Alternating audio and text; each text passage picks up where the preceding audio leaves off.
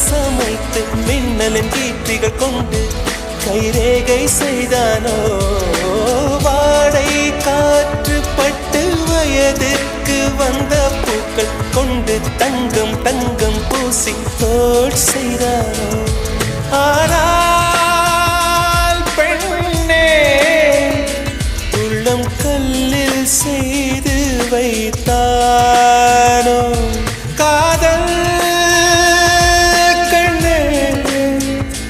உள்ளம் கல்லில் செய்து வைத்தானோ ஒரு பொய்யாவது சொல் கண்ணே உன் காதல் நான் தான் என்று